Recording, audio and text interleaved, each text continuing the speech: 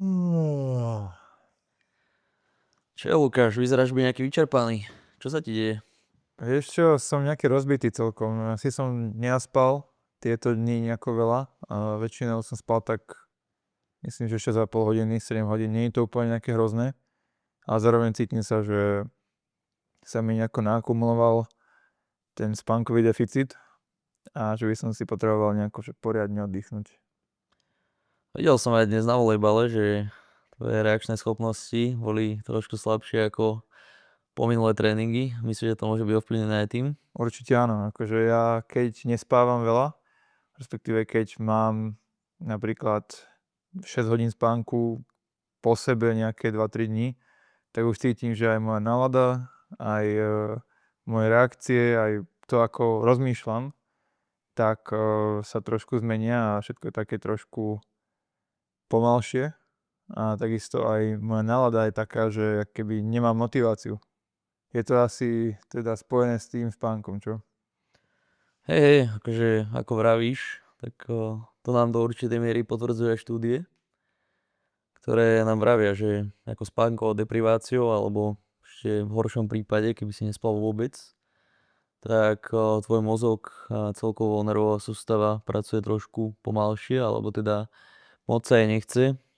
Aj kognitívne schopnosti, či už nejaký reakčný čas, alebo napríklad aj presnosť podania od tenistov bola do určitej miery zhoršená, najmä po noci, kedy príliš toho nenaspali.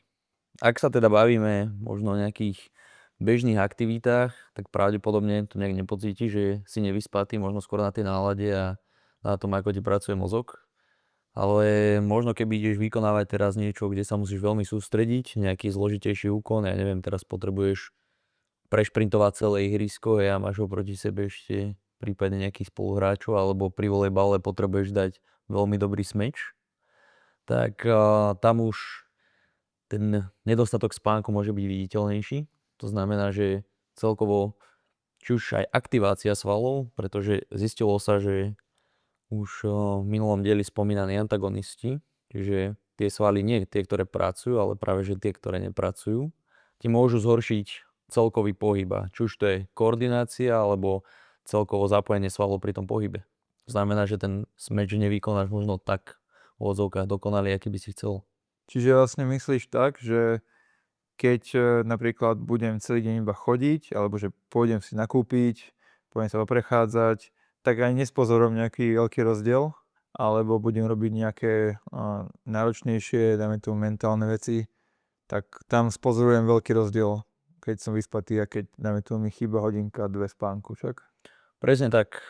Je to presne ako hovoríš, prípadne keby si asi šiel zabehať a podobne, kde žal by si možno nejaké intenzívne intervaly na úrovni maximálnej spotreby kyslíka. Tam tiež nám niektoré štúdie ukazujú, že by sa mohlo jednať o to, že napríklad ten čas by bol horší, alebo prípadne by si mal na tej intenzite vyšší teba a tak ďalej.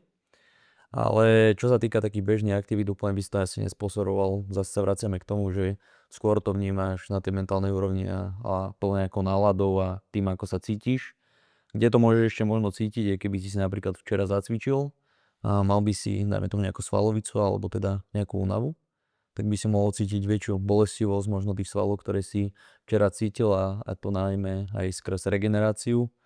A taktiež dočerpanie toho svalového glykogénu, čo je tvoja nejaká primárna energia popri nejakých intenzívnejších činnostiach a tak ďalej, tak nemusí byť úplne ideálna, pretože nedostatkom spánku sa nám znižuje senzitivita na inzulín, čo je celkom významný marker nielen v športovom odvetví, a tak potom nevieme efektívne znova ako keby nadobudnúť našu svalovú energiu, čiže svalový glykogén.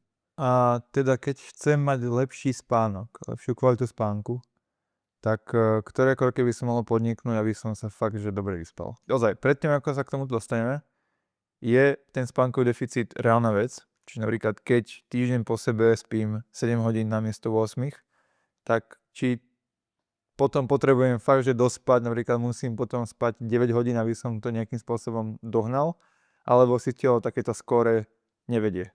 Že proste sa vyspím raz dobre a už vlastne je všetko OK. Určite to má dlhodobý vplyv, ja by som to prirovnal, aj keď nemôže sa to úplne prirovnávať, ale k tomu napríklad, že trénuješ možno viac ako tvoje telo znesie, hej. Čiže toto je to naopak, ale keď to vložíme do nejakého porovnania, tak dajme tomu budeš trénovať teraz 3 hodiny denne, nejaký intenzívny tréning a keby ho trénuješ jeden deň, tak možno ti stačí potom ten ďalší deň na nejakú regeneráciu, možno 2, dajme tomu. Ale keď to budeš robiť, ja neviem, 2 týždne teraz v kuse, tak už sa môžeš dostať možno bližšie k pretrénovaniu alebo nejakému väčšiemu preťaženiu a teda to telo sa z toho bude spamätávať dlhšie. To znamená, že nie je možno len na tom, že sa budeš cítiť teraz horšie a horšie a tak ďalej, ale taktiež, čo sme spomínali, možno aj nejaké markery, ktoré sú spojené s imunitou, čiže tvoje telo bude mať oslabenú imunitu, budeš náchylnejší na choroby, celková regenerácia obie napríklad aj v tréningu, ktorý budeš môcť znášať, tak bude nižší a tak ďalej, hej, čiže keby nezhorší sa iba to, čo cítiš napríklad ten deň potom ako teraz, že sa cítiš taký, že horšia nálada a tak ďalej, možno toto by do istej miery ostalo rovnaké, alebo možno by sa trošku zhoršilo, zlepšilo. Treba taktiež podotknúť, že aj štúdie v tejto oblasti sú dosť heterogénne. To znamená, že každý na to reaguje trošku inak. Nereagujeme na to úplne všetci rovnako. Určite tie negatívne vplyvy z dlhodobého hľadiska by boli stále väčšie a väčšie. Taktiež tam môže vzniknúť možno riziko nejakých kardiovaskulárnych problémov spojených aj s nejakým možno naberaním váhy a tak ďalej. Čiže veľa vecí sa môže určite stať, ale ideálne asi keď to podchytíš čo najskôr, keď vieš, že si mal napríklad horšiu noc, ak si sa pýtal, že čím to môžeme napraviť, tak to sú NEPs. Neviem, či už si počul teda o NEPoch, hej. Že určite hej, ale zase druhá vec je taká, že keď si dám nejaký poobedný nap, napríklad na hodinku, tak ja potom zase mám problém, že zaspať večer. Lebo vlastne telo je oddychnuté dosť, ale zároveň nie je oddychnuté natoľko, aby som tú noc mohol prebdieť vlastne. Čiže keď napríklad na druhý deň musím stavať o 7 ráno, tak keď si dám o nejakej 4. 5. nap, tak ja potom najmä tomu do nejakej 10. 11. som hore bez problémov, potom ešte idem spať, čiže o 12. sa dostanem do postele a spím napríklad 6 hodín a ráno sa cítim, či mám nap alebo nemám nap. Takže teraz, čo je lepšie? Akože nemať ten nap a počkať do toho večera, vydržať to nejako a potom vlastne prespať tú noc celú naraz? Alebo dať si ten nap a potom riskovať to, že napríklad nebudem môcť zaspať skôr, ako by som plánoval. Ideálne predísť tomu, aby sme potrebovali ten nap. spánku, presne tak. A ďalšia vec, presne ako si povedal, ty, že chodíš aj do práce, čiže nemáš teraz čas, najmä tomu o 2:00 po obede, hej, si trošku pospať alebo niečo podobné, že prídeš možno až o 5:00 domov, tak čím bližšie to už je k tomu večeru alebo k tomu času teda, kedy by si mali spať alebo kedy by si chceli spať, tým asi menej užitočný ten nap bude. To znamená, prídeš o 5:00, dobre, tak porobím si veci a tak ďalej a pôjdem spať o 9:00, hej, to už není tak ďaleko No jasne. a predložíš si ten spánok tej ďalšej noci celkom o dosť, hej, okrem toho, alebo teda oproti tomu, keby si išiel spať o nejakej 12:00.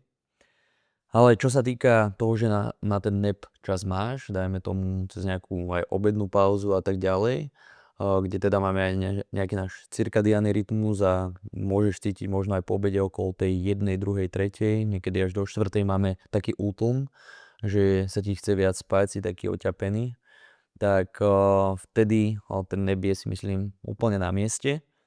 A aj štúdie nám ukazujú, že okolo tých, je to zase individuálne, odporúča sa nedostať do hlbokého spánku, kde teda aj to vstávanie, aj keď sa ráno zobudíš z hlbokého spánku, tak je to náročné, cítiš sa potom taký, že musíš sa dlho zobudzať. Ideálne sa nedostať tam, ideálne sa dostať keď tak do druhej fázy spánku.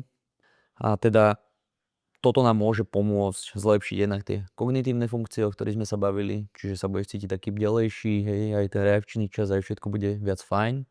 A aj čo sa týka tej výkonnostnej stránky, ak teda sa stále bavíme trošku o pohybe a o športe, tak dokážeme vrátiť tie naše nejaké výkony na tú úroveň, kde by boli, keby sa normálne vyspíme večer.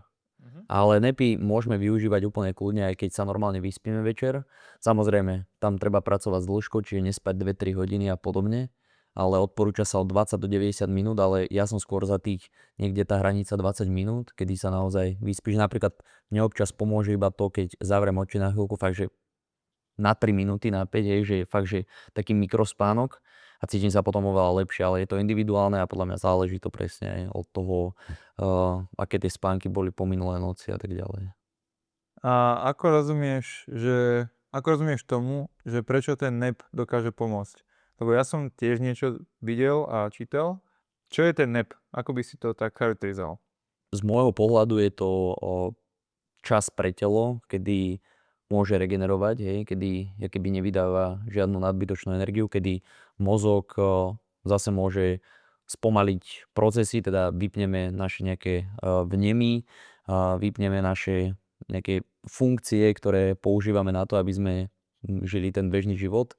Naša centrálna nervová sústava si dokáže oddychnúť, čiže znížime únavu našej centrálnej nervovej sústavy a keby tak resetneme náš centrálny nervový systém a dokáže to telo keby znova fungovať o niečo lepšie. Ja som zase počul to, že telo si reálne neoddychne nejako extra, že nie je to náhrada spánku, ale že telo si vytvorí nejaký adrenalín, vytvorí kortizol, čo je vlastne stres a tým pádom sa cítiš viacej nabudený. Ale nie je to, že si oddychnutý, ale že proste máš v sebe viacej toho stresového hormónu, ktorý ti teda dá taký ten pocit, že nemusíš, ako keby si dáš kávu. Veľmi zaujímavé môže byť. Viem, že spojenie kortizolu s nepmi alebo celkovo zostávaním je úplne normálne. Lebo keď sa zobudíš, tak prečo sa zobudíš? Lebo telo vytvorí kortizol natoľko, aby ťa zobudilo. Čiže tým pádom toto je nejaké spojenie aj s týmto nepom, že vlastne telo dáš taký pocit, že vlastne zaspával, že ty keď sa potom zobudíš, tak telo na to, aby ťa zobudilo, tak musí vytvoriť nejaký kortizol.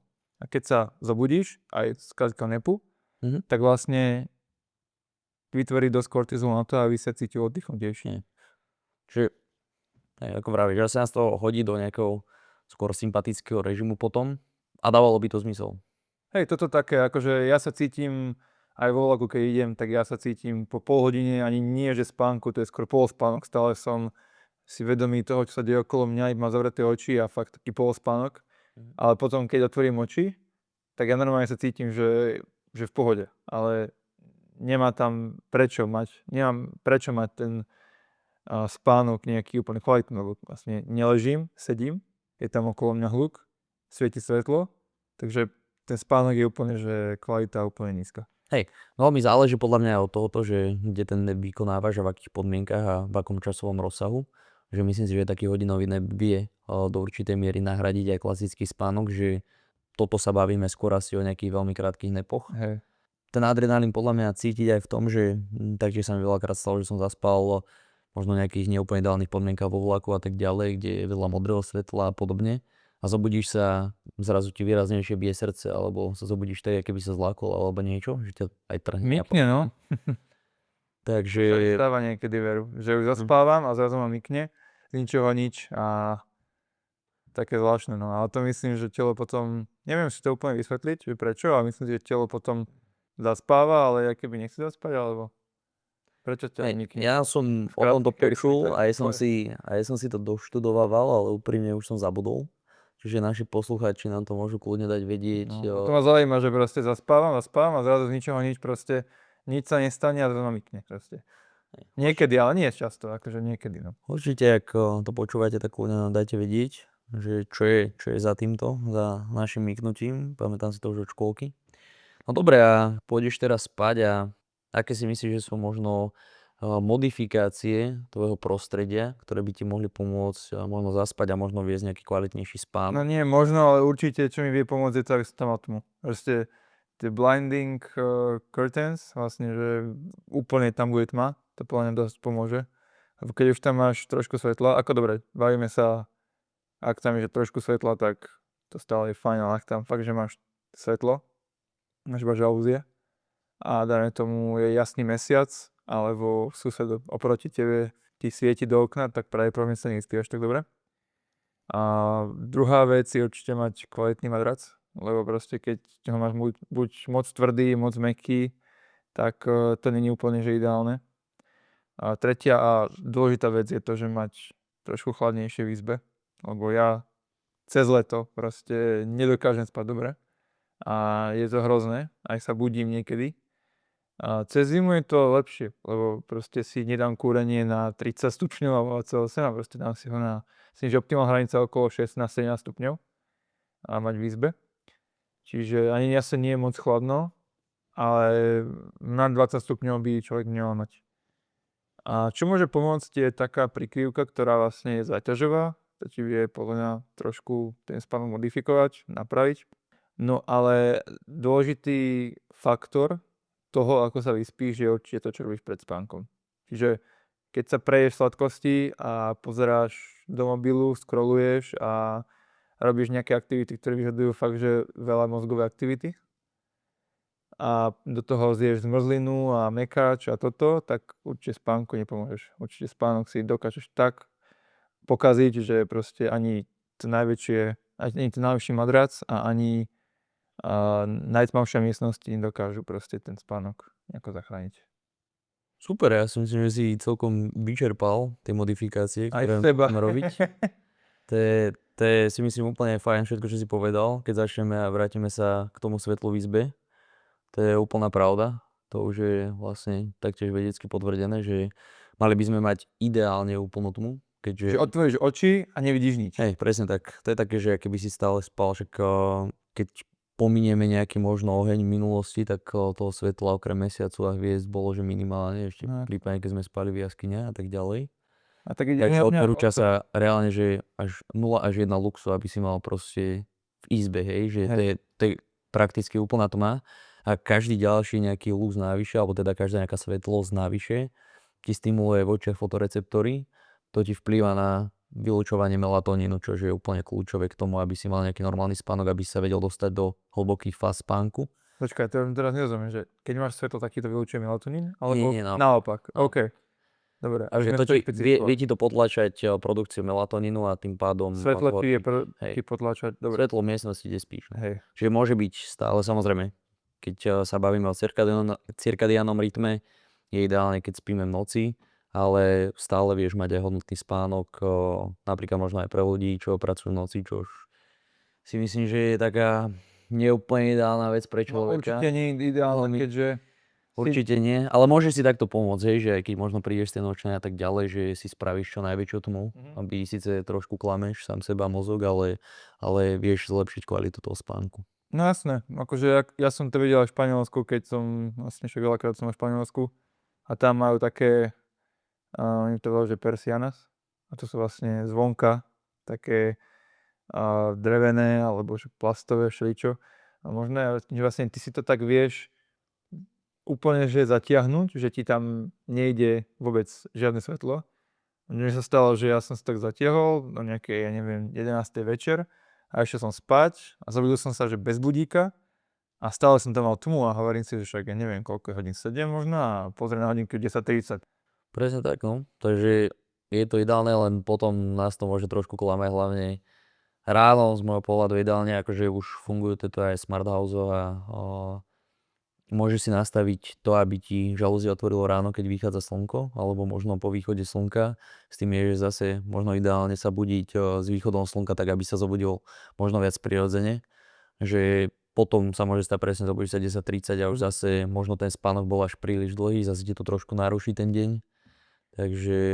Zase tie smart žalúzie a všetko ti vlastne vedia spraviť ten východ slnka, taký plus minus, že umelý, nie? Že vlastne ty si dáš, že chceš sa zobudiť o 9:30, tak proste... Tak nastavíš si to podľa východu slnka, chápeš? Že podľa času východu slnka. Že to... Zase potom v tomto vidím tak trošku nevýhodu pre ľudí, ktorí bývajú viac ďalej od rovníka, keďže potom sa tam dejú tie polárne noci a polárne dni. Dáme tomu v trom. Samozrejme, akože nemáš vyhovieť, samozrejme. Samozrejme, to je to. Keď sa bavíme o Slovensku, tak tu našťastie máme všetko fajn, 4-ročné obdobie a všetko tu je. Tak, no už moc nie 4, už zima trošku tak taká. sa to postupne vytráca. Hej, ale čo ty... Tento rok je sľubovaná už konečne dobrá zima, takže verím, že príde a pôjde veľa snehu. No. Bodka. Dobre, poďme ešte k tým stupňom, čo si spomínal. No 16-17 stupňov 16-17 plus minus som počul, že by malo byť fajn. Čomu som sa ja dostal a čomu už dlhšiu dobu nejako inklinujem, tak je 18 až 21 stupňov. Čiže Tie rozsahy, Závisí od toho, že aký máš paplón zase, no. tie rozsahy sa menia, záleží to od viacerých zase podmienok, ale ideálne, aby sme sa hýbali niekde okolo 20 stupňov, aby sme nemali v tej izbe príliš teplo, čo býva najmä problém hlavne v neklimatizovaných priestoroch cez leto a ten spánok býva horší, budíš sa spotený a tak ďalej, čiže nie je to úplne ideálne. A ja mám napríklad problém, keď mám moc zimu v akože spálni alebo miestnosti, kde spím, ráno sa budiť, pokiaľ je tam veľmi zima.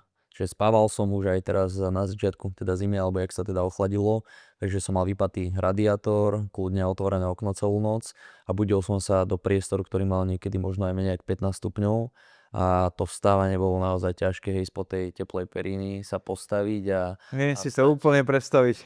a taktiež sa dostávame tie prikryvky teda. Ja osobne som jednu takú dostal, takže mám, ak sa nemýlim, 9-kilovú prikryvku.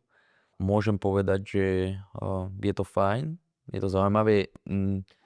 Pochádza to teda z toho, že máš pocit, alebo teda telo, mozog má pocit toho, že si v nejakom náručí a že si ochránený niečím, hej, že je na tebe niečo ťažké, či si niečím prikrytý a chráni ťa to. Takže ti to dodáva pocit bezpečia a tým pádom môžeš byť viac uvoľnený. Ale rád to striedam. Rád sa vyspím aj pod klasickým paplónom. Je to o niečo príjemnejšie z môjho pohľadu spať pod klasickým paplónom. Ale zase spí sa mi úplne super aj pod teda takou prikryvkou. Potom si spomínal teda, že čím to môžeme pokakať celý spánok, tak to je presne buď nejaká náročná aktivita, to znamená aj pre športovcov alebo pre ľudí, ktorí sa hýbu nejaký ťažší tréning, alebo tréning teda bližšie k spánkovému obdobiu. Ja napríklad teda, čo mám pod sebou Tsunami, Záhorská Bystrica florbalistov, tak oni mávajú tréningy o 8 večer, čiže končia o 9:30. Ja som párkrát s nimi aj ten tréning absolvoval a môžem povedať, že skôr ako o 12 som nezaspal. Takže to je to, že hlavne ešte keď teda sa zvýši teplota tela, aj pokožky, cíti sa celý taký rozhoriatý, ešte keď podáš fakt, že dobrý výkon, ten tréning je ťažký, tak potom je veľmi náročné zaspať v nejakej dobe, že okolo 11, aspoň čo je hodina a pol po tréningu. Ďalej je to teda, ako si spomínal, že prejsť sa, to je taktiež si myslím aj samostatná téma. Ja som rozobral v jednom príspevku, ktorý možno reuploadnem aj na Coach.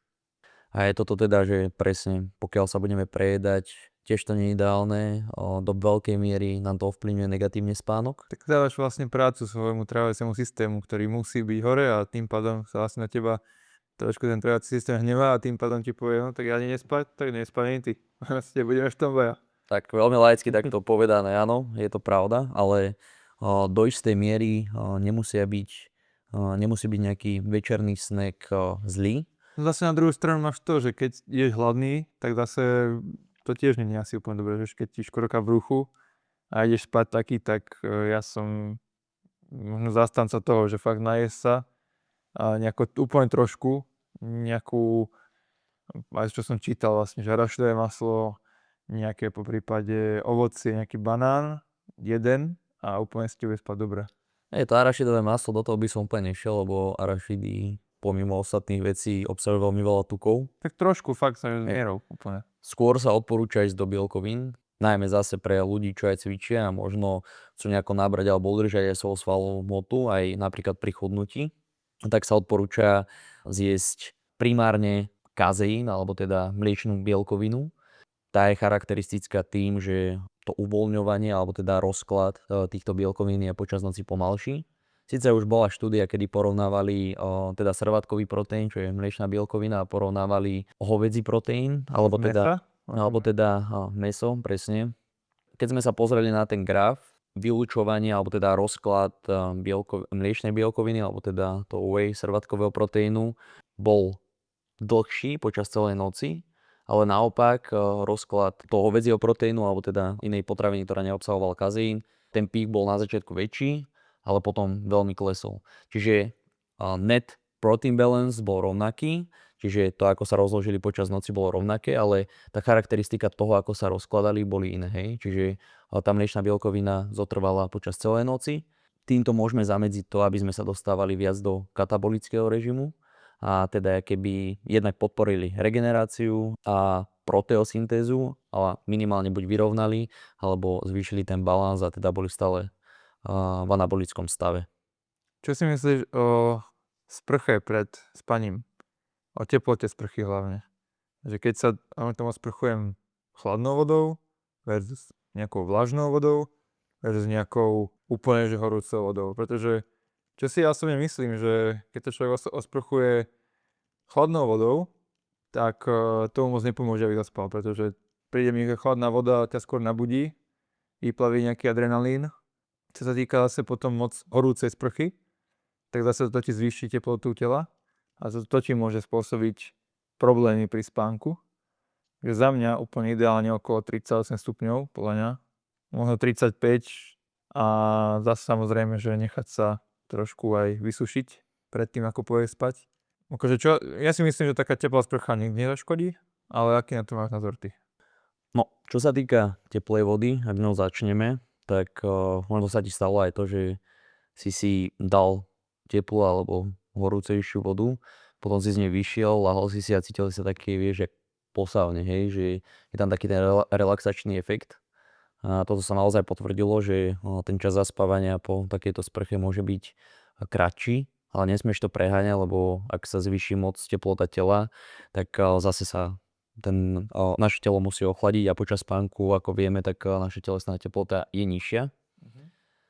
Čo by teda malo byť pozitívne pre sprchu studenou vodou alebo nejakou ľadovou vodou, kde ale prichádza ten problém, ako si povedal, že sa teda viac stimuluje sympatický nervový systém a teda vylúčuje sa viac adrenalínu.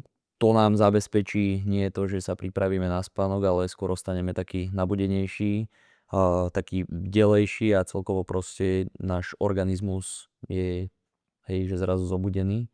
Takže to nemusí byť úplne ideálne. A čo sa týka aj štúdií, neviem teraz úplne presne, ale čo si pamätám, tak studená a teplá voda majú do istej miery vplyv na to, aký hlboký spánok počas noci budeme mať.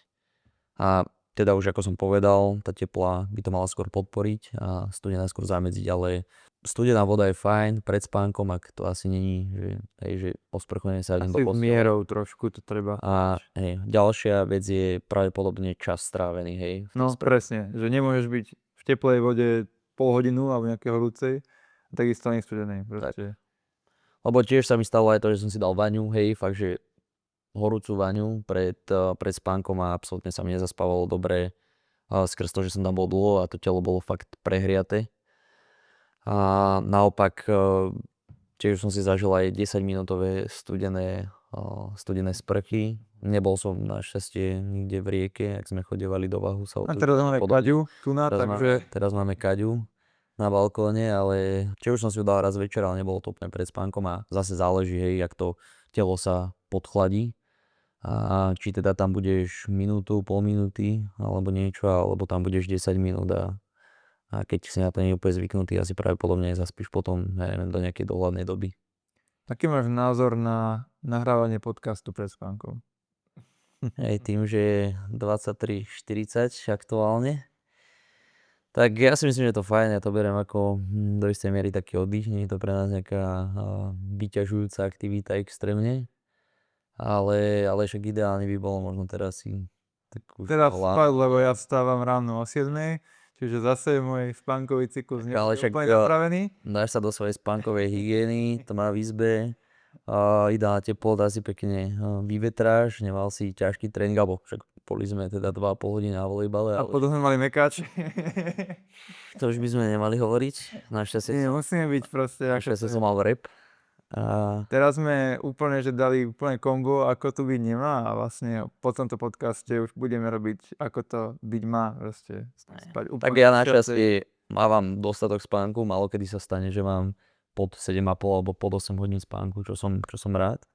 A k jednej veci sme sa ešte nevyjadrili a to sú červené okuliare, čo sú doskloňovaná téma posledných rokov, nie je už okolo toho taký boom ako bol, ale počul si už o tomto? Asi hej. Ja som aj videl na tebe, že ty si jeden čas nosieval tieto červené okuliare. Či ti to pomohlo, mi môžeš povedať teraz. Sranda bola, že ešte počas prvého ročníka na vysokej škole tak keď sme sa išli napríklad niekedy von baviť, tak ja som si červené ja okuliare. som si večer dal červené okuliare a mali to všetci na rovnú zábavu, ale ja som bol proste dedicated A prečo to skončilo proste? Prečo si prestal nosiť červené okuliare? Prestal som- Nepomáhalo to, ale nie, proste nie, si sa nechal zlákať väčšinou, čo ťa hejtoval trošku. nie, vôbec som to takto nebral. Ja úprimne som potom, ako začala teda korona, to bolo počas prvého ročníka, tak jak som prišiel domov do Trenčína, som začal využívať veľmi červené svetlo, čiže normálne klasickú červenú lampu, potom už mám nejakú dobu aj teda RGB svetlo, teda čo mení farbu. A teda mám vždy, ja som v tomto naozaj striktný, keď sa sprchujem večer, mám vypaté svetlo, už absolútne nemám zapaté svetlo. Na všetkých obrazovkách mám filtráciu modrého svetla, takže moje všetky obrazovky sú oranžové a taktiež doma si svietim večer týmto červeným svetlom, keď som v Trenčine. Tu ho na byte bohužiaľ ešte nemáme, ale stále, hej, že nemáme tu žiadne biele svetlo teraz. Tohoto sa proste riadím. Najmä to, že keď už idem do sprchy, hej, že tých 10-15 minút minimálne predtým, ako vojdem do tej postele, tak už mám úplnú tmu. A keď aj teda som niekedy na nejakých zariadeniach a tak ďalej, tak všade mám proste filtre, odporúčam aj Twilight na Androidoch. Android už nepoužívam nejaký čas a toto je pomáha do istej miery vyriešené, že podľa mňa aj skrz jas, aj skrz teda nejaké to modré svetlo je to fajn, ale používal som dlhodobo takisto Twilight aplikáciu, kde toho červeného svetla bolo dosť. Záleží, aké tie sklíčka tam máš, ale do veľkej miery, pokiaľ máš naozaj tie červené okuliare, ti to vie redukovať modré a zelené svetlo. A teda malo by ti to pomôcť naladiť to telo do toho, že už treba spať a taktiež vylučovanie hormónov, ale úprimne, keď som toto študoval, tak tie štúdie na to úplne neboli, tým, že začínal okolo toho iba taký boom. A nedostal som sa k tomu ešte stále, pomimo iné veci, aby som sa do toho nejak poriadne hlbšie pozrel. Takže taktiež nám môžete v tomto pomôcť, kľudne nám píšte do komentárov pod videá, kľudne nám do správ, alebo nás označujte, prípadne v nejakých svojich vyjadreniach, my budeme radi. A Nezaspíte, inak vás budeme budiť, dokým to nespravíte. Tak. Každopádne, ak počúvate toto niekedy večer, tak majte pekné sny, využite určite jednu možno z našich rád, ako si môžete nastaviť nejakú spánkovú hygienu, prípadne nepy po obede a my sa budeme tešiť na ďalší podcast, čo vymyslíme. No ideme si, ja sa práve teším na to, ako si pospím a ako moju spánkovú hygienu trošku zase napravím mierne. No ja idem do sprchy, do tmy a tiež ideme spať pekne. Ďakujeme, dobrú noc. Majte sa.